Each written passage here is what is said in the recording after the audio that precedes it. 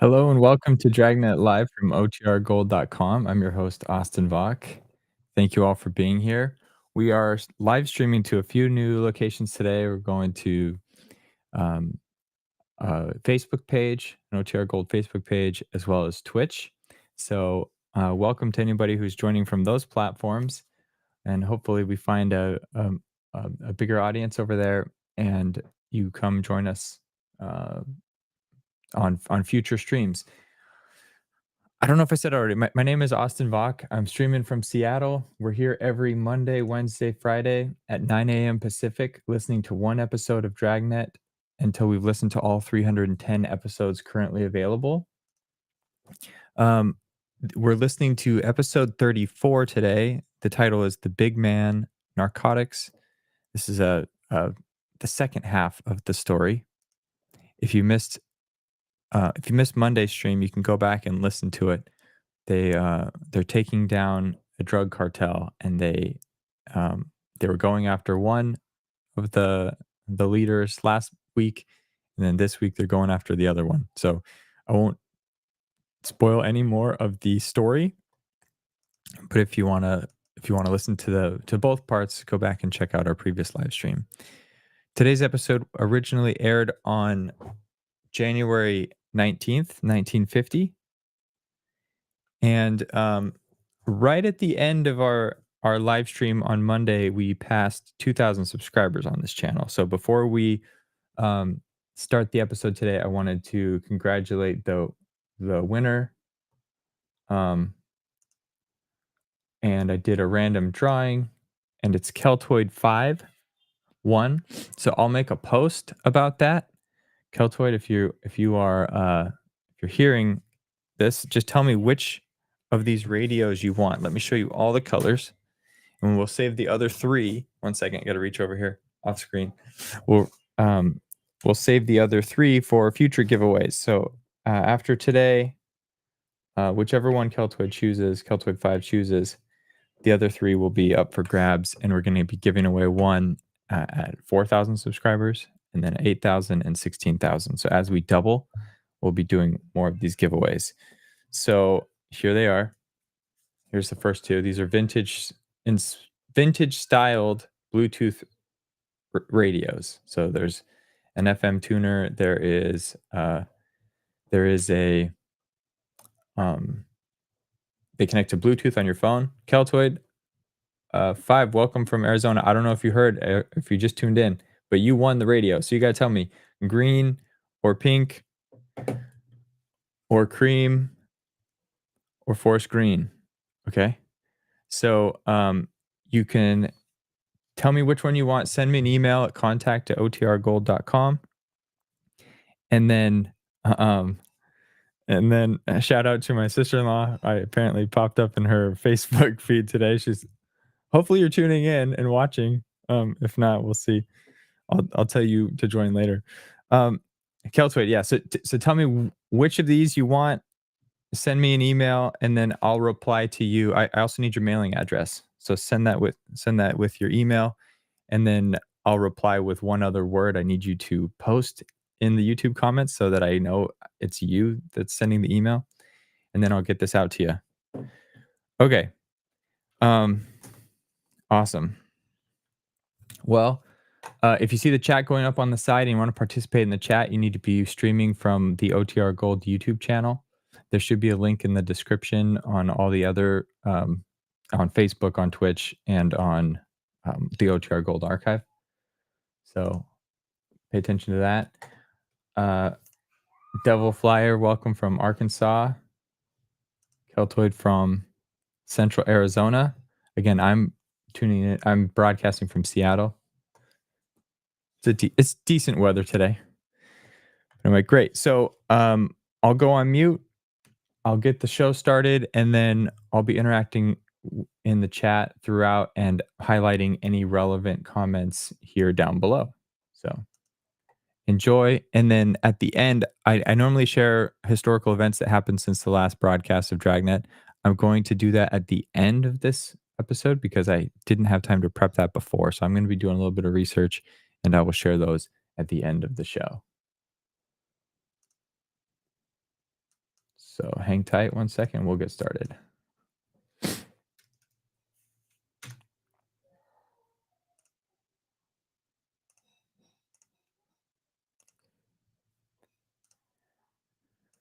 Okay, enjoy episode 34, The Big Man. 1 second. Episode 4, The Big Man, Narcotics, Part 2 of 2.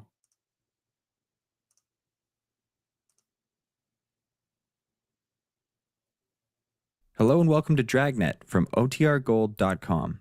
This episode will begin after a brief message from our sponsors. The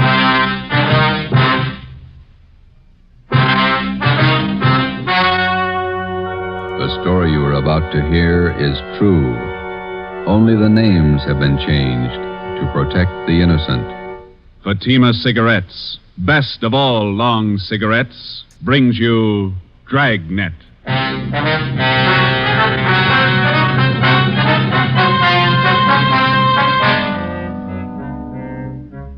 You're a detective sergeant.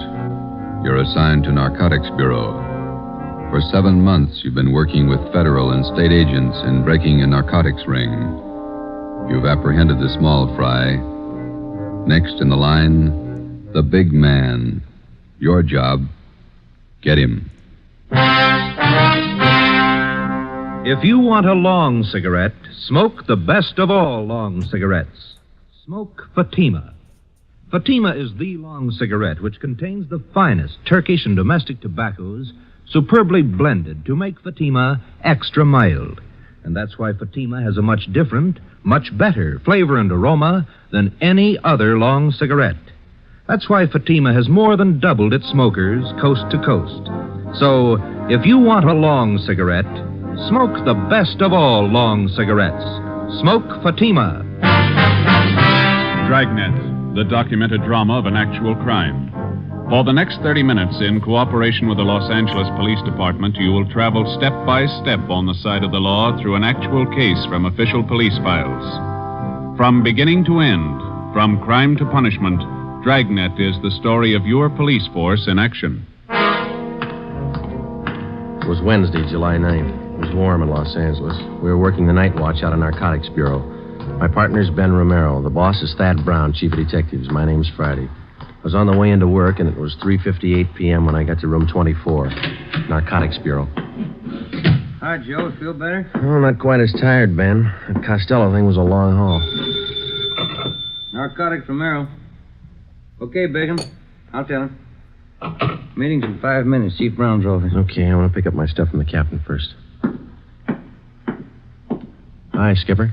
Come on in. You look a little better, Friday. Get some rest. Yeah, and a couple of good meals. That's the trouble with the Flats gang. They never knew where to eat. Sit down, Joe. I want to talk to you. We got a couple of minutes before the meeting. You'll probably be getting this all up and down the line from here in. Just want to let you know that we think you and all the men in the operation did a fine job. My part wasn't much. You did more than I did. Oh, we all worked, but you had the dirty end of it. Good job. Here's your equipment. You'll need it now. Oh, yeah, thanks. Your badge, your ID card, your gun. 6 shells, that's all of it, huh? Mm-hmm. That's it, thank you. You're back at it. Yep. Here's one for you. Look at this. What's that you got? Mug shot of a girl picked up in a narcotics raid last night. Pretty girl. Long blonde hair, beautiful eye. She looks young. High school girl? She was when that picture was taken, 1947. She was 16. Here, look at this one. Yeah. Same girl. Yeah. That's the way she looked at 11:30 last night when we picked her up. She looks 50. 19 years old. 3 years on heroin. She might as well be dead. She is. 8 o'clock this morning. Let's go. It's time for the meeting. You just looked at the best reason I know of for getting Belmont. She get her stuff from Belmont? Costello was pushing to her. He got his stuff from Belmont. They all do. Well, let's go. Right with you. Anybody brief you on the Costello interview, Joe? No, not yet. Chief Brown will fill you in. Here we are.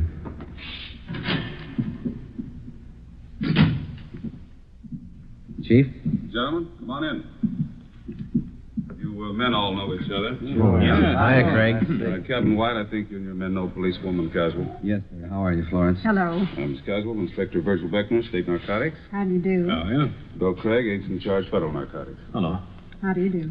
Before we get into the Belmont procedure, let's see how we stand on the Costello case. White, you want to fill everybody in on the information we got from Ralph Costello? Yes, sir. After his arrest Monday night, we interrogated Costello for about 4 hours. We confronted him with the package he sold to Friday here. How'd the stuff test? Crime Lab ran it through, about a third of an ounce of heroin, fair quality Mexican stuff. The man we picked up with Costello, Tony Morse, was questioned as well. He corroborated Costello's story. What'd you get from him? Well, he told us he had a great deal of information on the big man in the operation, Belmont.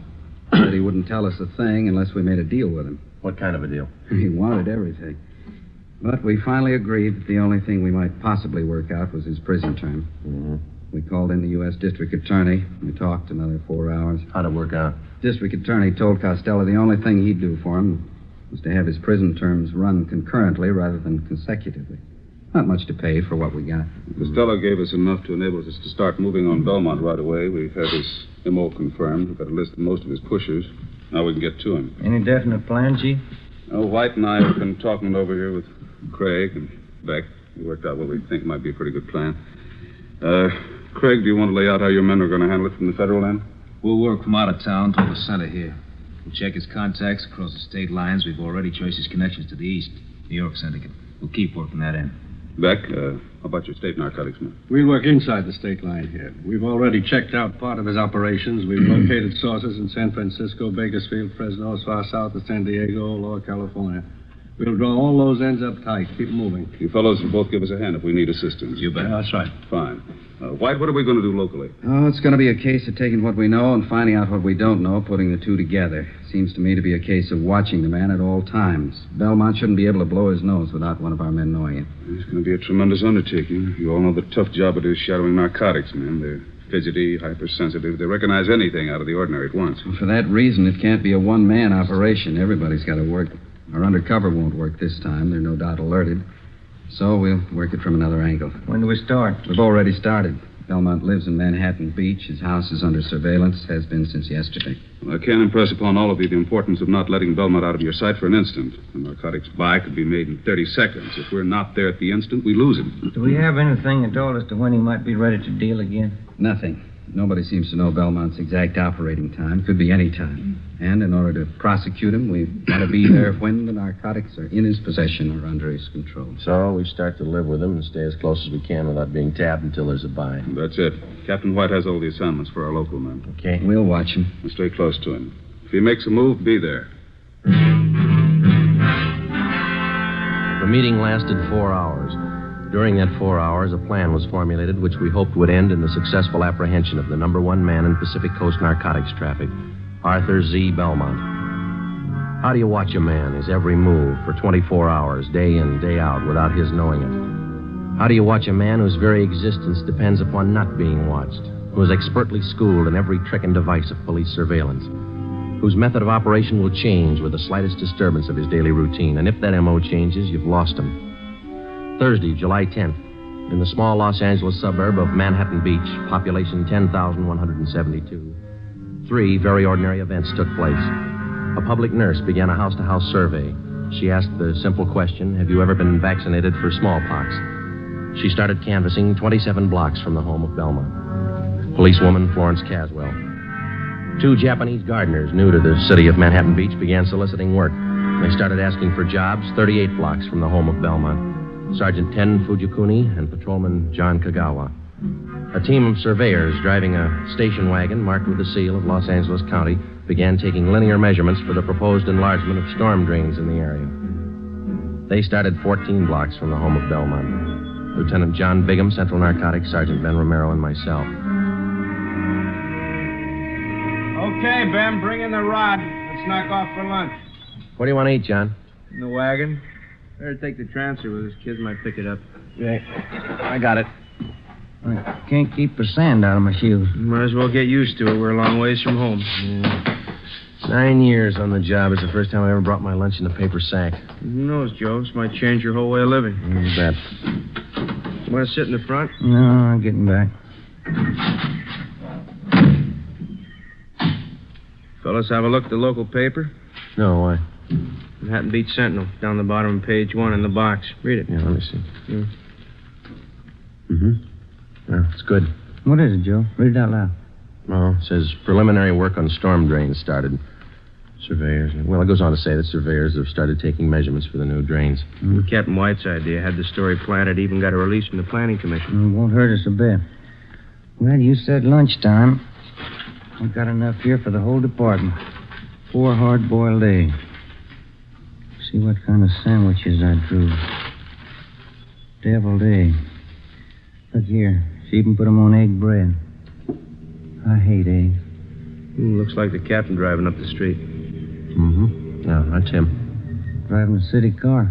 Chief engineer. How's it going, Bigham? Fine. Slow. Had your lunch? What do you got? Deviled egg sandwiches. Got plenty. Can't stand them. How about a ham and cheese? Yeah, thanks. There you go. How's everybody else doing? Very slow. Takes time. Got to keep taking our time. If we tip it before we got close enough, Belmont's on his way. Mm-hmm. How long are we going to have to keep our distance? Not much longer. We can't take the chance of starting everybody out right on top of Belmont. It might look funny to him. Anybody else would be okay. The average person, your operations might look normal, but we can't afford to try to get it by Belmont that way. With a hop cutter, you never know. It's not so much that we don't know, we just can't take any kind of a chance. That's what I mean. He might have started right on Belmont's front lawn, and he's never got wise. But we wouldn't want to risk it. Belmont been out of his house today? On the go quite a bit. Left his house at 9:13 a.m., went down to the ShopRite market, bought a half-pound of bacon, 2 dozen eggs, loaf of bread, whole wheat. Sergeant Hodges waited on him. He's clerking in the grocery department. Oh, yeah. Then he drove over to his neighborhood gas station, got a full tank of ethyl and 2 quarts of oil, 30 weight. Drove home, got back at 9:42. Are you still there? Yeah. About time you guys were back at it, huh? Right. Okay, Ben. You want to grab some of the gear? Yeah. Let's go. Hey, Joe. Give me a leftover bread crust, will you? I'll give him to Seagull. Yeah, sure. Here you go. Well, foot by foot, we're getting closer to Belmont. Hope nobody tips it. Nobody should, unless you don't trust those gulls. We surveyed the city of Manhattan Beach for 5 weeks. Policewoman Caswell, posing as a nurse, continued canvassing. Everybody concerned with the job of standing watch over Arthur Z. Belmont carried out their routine day by day. Daily reports came in from everyone in the operation. These reports would be sifted at Central Narcotics and progress reports compiled for the use of those in the field on the Belmont case. All police cars, as well as city cars, such as we were employing, were equipped with 3-way radio communication. All personnel were in constant contact with one another. Wednesday, August 12th. It was the decision of Captain Lynn White that the idea of our posing as city surveyors had been exhausted. Further use of this could possibly arouse suspicion. Belmont lived at 1227 Ocean Avenue. 2 days before we were called off the surveying job, the city leased the private residence at 1216 Ocean Avenue. A van load of furniture was moved in. Drapes and curtains were hung. Regular deliveries of daily newspapers and milk were made to the house. To all outward appearances, the house was occupied by an average family. Actually, it provided another blind from which we could continue to observe Belmont. Shortwave radio equipment was installed in an upstairs room. Ben and I were assigned the night watch. Another car just stopped in front of Belmont's house. How many does that make? 3 cars. 5th man. Yeah. A couple of guys getting out. Going up the front door. Where? Let me see, huh? Take a look. Watch curtain. Uh-huh. Yeah. Belmont answered the door. He's letting him in. Something's doing. What do you think? I don't know. You called Captain White, didn't you? Oh, an hour ago. Just after the first car pulled up. He'll park in the alley and come the back way. I better check with everybody again. This portable seemed to warm up slower than our car radio. About the same. Here we go. Unit 140K to Unit 145K. 145K, go ahead. Just checking. Your location the same? That's right. Ocean and Clipper. We got 3 cars to cover now. Stand by. Roger. Unit 140K to 143K. 143K, we got it. Standing by. Location still good? Same. Be talking to you. Stand by. 140K to 149K. 149K. Go ahead. Stay put. We got 3 cars now. Yeah, we heard. Still the same spot. Standing by. Roger. Captain just pulled into the alley, Joe. Don't way up. Good. Belmont's porch light just went out. Mm-hmm.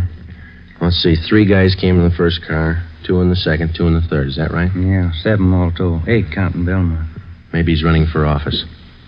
Joe, Ben, any changes since you called me? Another car. Hmm? Anybody you know? Too dark to see their faces.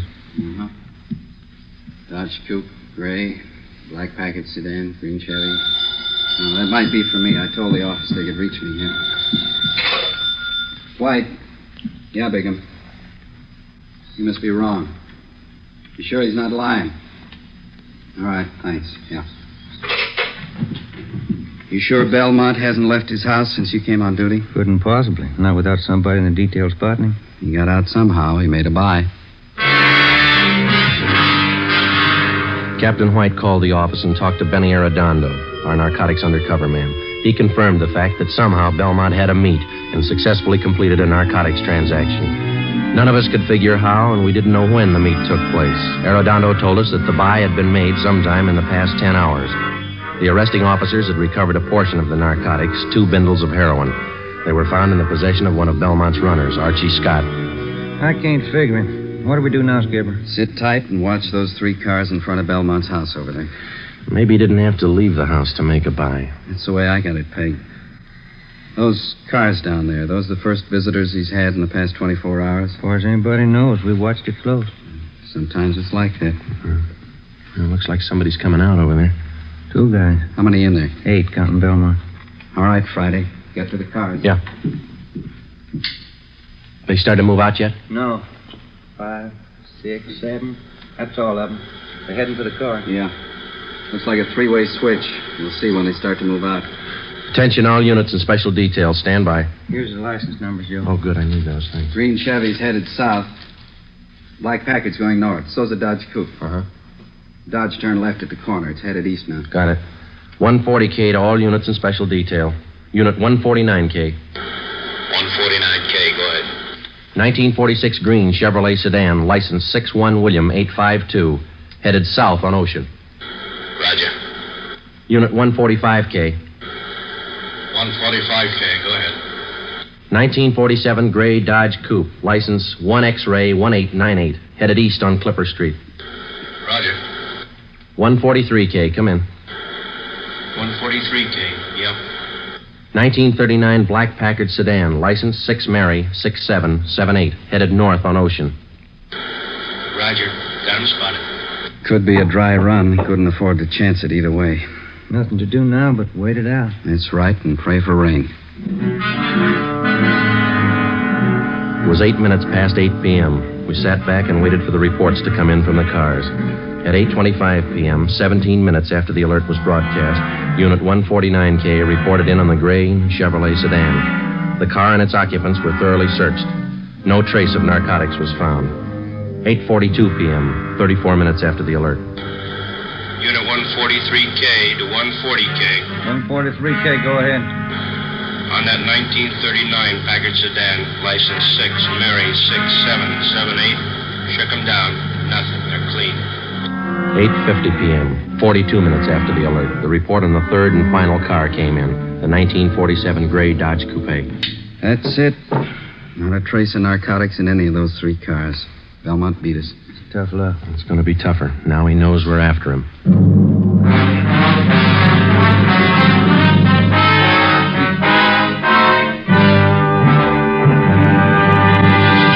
You are listening to Dragnet, authentic stories of your police force in action. Now, here's an authentic report from Fatima Cigarettes.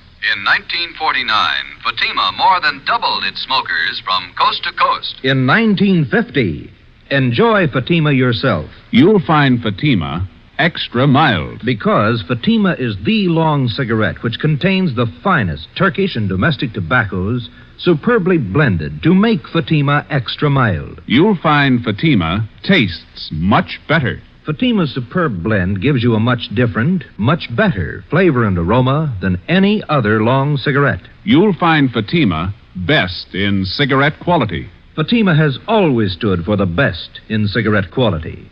For a new year of greater smoking enjoyment, buy Fatima in the appealing golden yellow package. You will agree, Fatima is the best of all long cigarettes.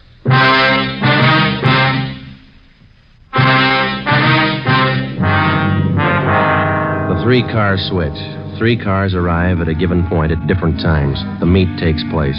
The drivers of the various cars leave the given point at the same time. Each drives away from the point in a different direction, making it 3 times as difficult to follow them. The practice was not new to the Narcotics Bureau or the dealers in narcotics. It usually includes the dry run, in which the actual mechanics of the narcotics are carried out, but neither the merchandise nor the money is on hand. This practice forces the narcotics officer into pure guesswork. If the officer doesn't follow up, the buy could be successful. If he chooses to follow up, he takes the chance of exposing himself and tipping his hand on a rehearsal. In the case of this particular car switch, we lost. But taken in the car roundup were 7 of Belmont's trusted runners. 6 of these men refused to talk, but the 7th, Clifford Bassell, gave us a lead to one of Arthur Belmont's most trusted friends. His name was Floyd Ketchel. He and his wife lived at 357 Evergreen Drive, Linwood. It's a nice house. Yeah. Yes? Police officers, we'd like to ask you a few questions. What about?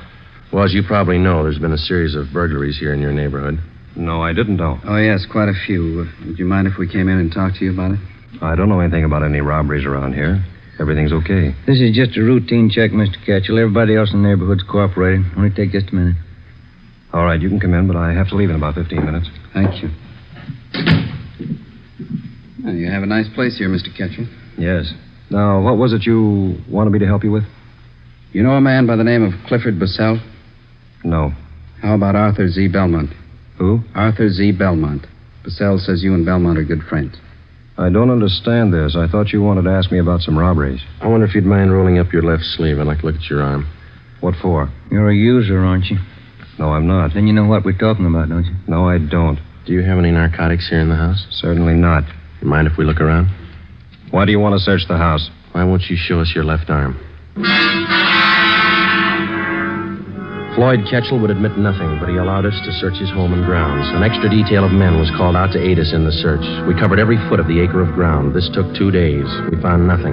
On the 3rd day, under the flooring of an upper bedroom of the Ketchel home, we found Ketchel's plant. He was using heroin. You want me to call Belmont, is that the idea? That's right. We want you to set up a meet with him. I'm not going to rat on Art. He's a friend of mine. Suit yourself. We found your plant there. We've got you. You'll be the fall guy. You mean I take all the heat? Why not? Bassell put the finger on you. We got to have somebody. Why pick on me? We just told you. We found the stuff here. Bassell fingered you. You're it. All you have to do is make a phone call. You won't have a clean slate, but it's going to sound a lot better in court. All right.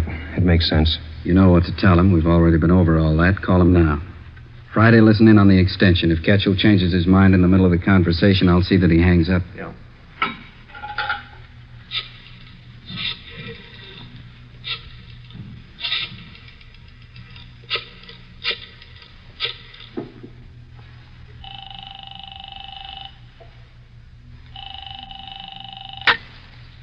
Hello?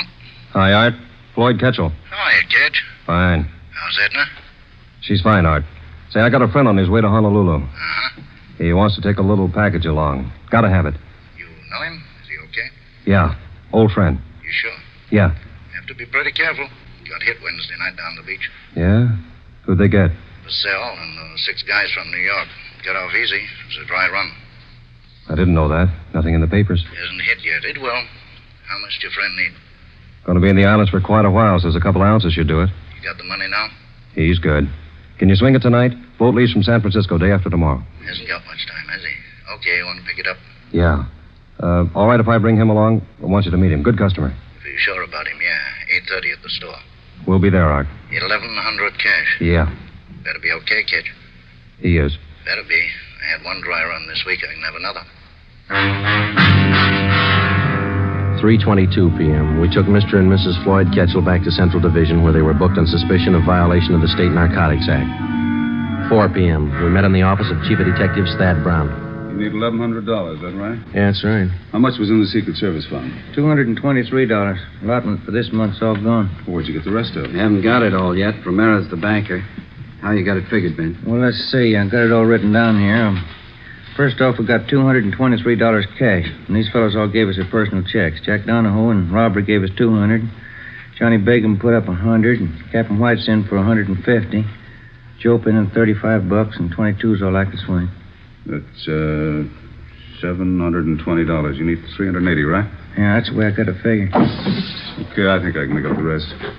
How about Wynn's Cadillac? He loan it to you? He's out getting it washed. It's 41, isn't it? Yeah, sedan. A little old, but it looks good when it's washed. Flashy. Oh, that's what you need. You going to make the byway? Yeah. Ketchel will be with me. Okay, it's all here, $1,100. Yeah, we've only got one hitch. It's 5 o'clock and the banks are closed. Yeah? Not much time to run around getting checks cashed. It was 5 p.m. We had 3 hours to cash $720 in personal checks. We split up and covered every possible place in the city where we were known and where we knew they would cash them. By 7:45 p.m., we had the $1,100 in cash. The serial number on each bill was listed and the money turned over to Captain White. The scene of the meet was a hardware store on East 9th Street, which Belmont used as a front. Belmont's hardware was located in a small neighborhood shopping district. On Friday nights, the stores remained open until 9 p.m. Promptly at 8:30, Captain White and Floyd Ketchel pulled up in front of the store and went in. Ben and I waited in our car a half a block down the street. It was 8:35. There they are. They're coming out. Must have made the buy. Starting the car. Here they come. Watch for the skipper's signal, huh? Yeah. There it is. Let's go. Okay, pull over here. Come on.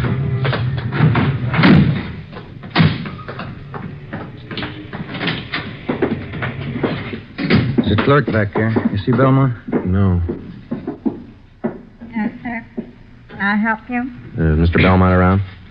No, sir. He just stepped out. You sure? Yes, sir. He went out the back door not a minute ago. Bigham and Cassidy are out there, aren't they? Yeah, he won't go for it. Oh, there's Mr. Belmont. Mr. Belmont, these gentlemen want to see you. He's running up the stairs to the mezzanine. Come on. Right, Belmont. Wait a minute. What's that barrel? Watch it. Look out! Pushing that barrel down the stairs. You all right? Let's go. Come on. There he is. He's trying to reach that skylight. Belmont, get on. You'll never make it. He's slipping, Joe. Belmont!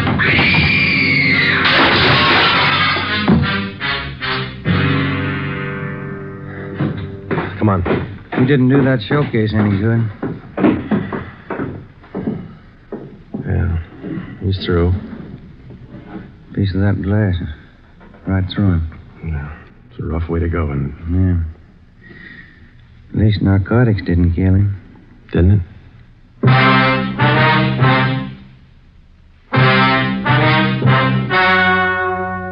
The story you have just heard was true.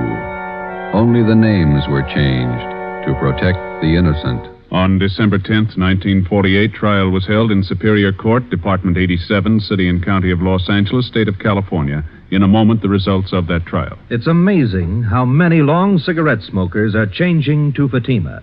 Here is the actual report. From coast to coast, Fatima has more than doubled its smokers. Yes, more and more smokers every day are discovering that Fatima is the best of all long cigarettes. Smokers find Fatima has a much different, much better flavor and aroma than any other long cigarette. They find that Fatima is extra mild because it's the long cigarette which contains the finest Turkish and domestic tobaccos superbly blended to make it extra mild. Enjoy extra mild Fatima yourself. Best of all long cigarettes.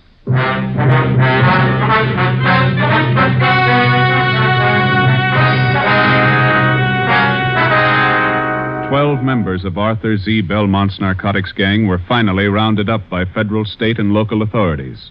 All 12 were tried and convicted of violating the Harrison Act and the State Narcotics Act.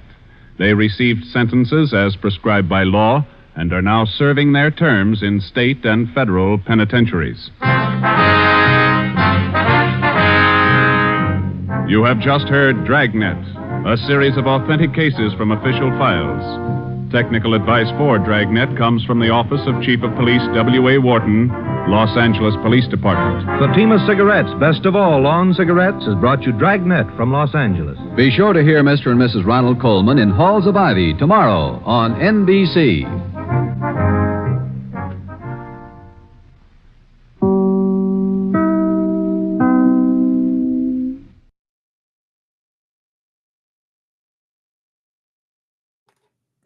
All right. Hope you enjoyed that episode. We're having a good time over in chat if you haven't been checking. Lots of puns going on. That seems to be a reoccurring theme in our side conversations. So I want to head back real quick to some historical events that I did a little bit of research on while we were listening to that episode. So since the previous episode of Dragnet was broadcast on January 12th, the Red Wings rookie goalie Terry Sawchuk records his first of 115 NHL career shutouts as Detroit beats the New York Rangers 1-0 at Madison Square Garden. So I'm wearing a Kraken hat. This is Seattle's NHL team right here.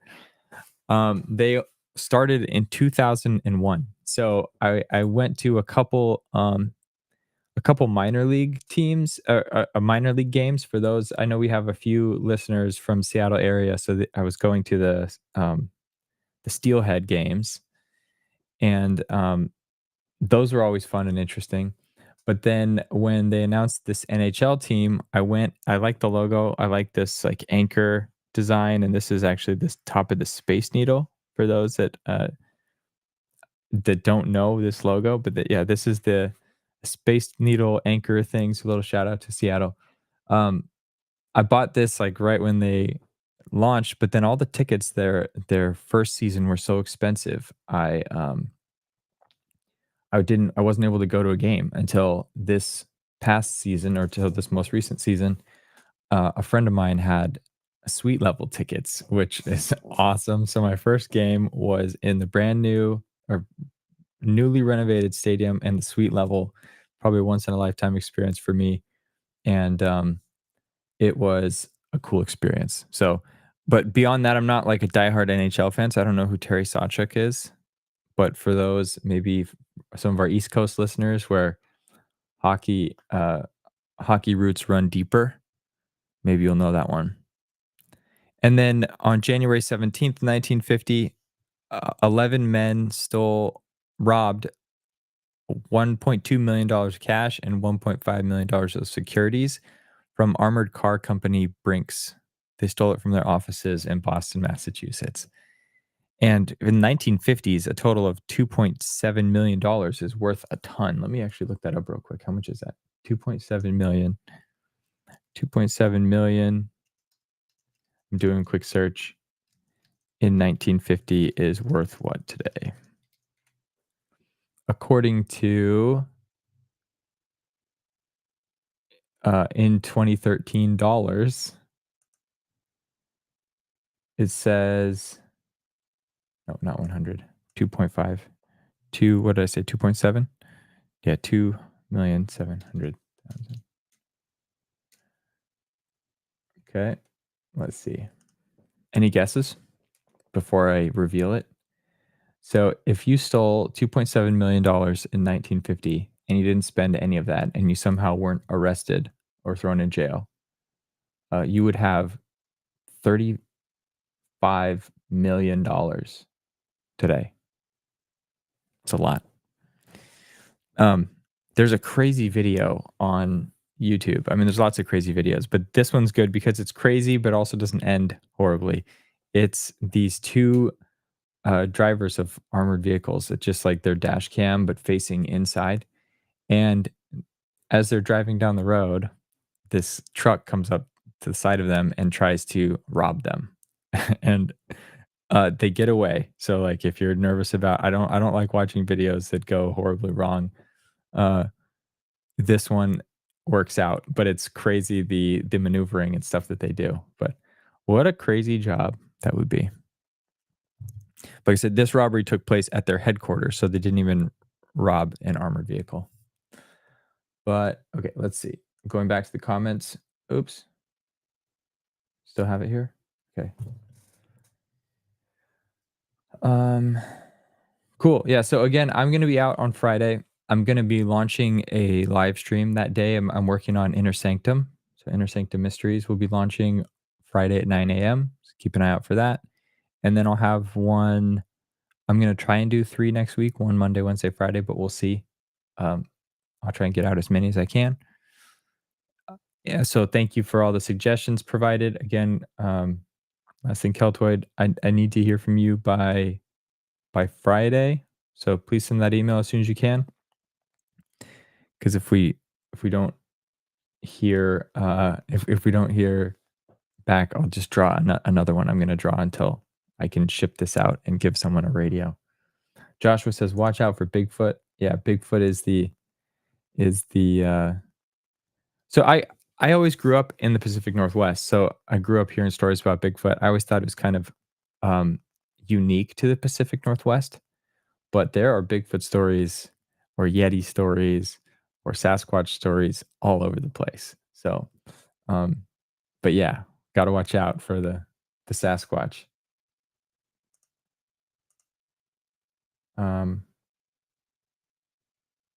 This episode came out in 1949. Construction began in 1950-51. So this one actually aired at the very beginning of 1950. So it's January 19th. So depending, I guess you're talking about the cemetery, the Forest Lawn Cemetery. So take a look. Was this like the year before and they were driving on roads that were then replaced or then removed for the cemetery? That's interesting.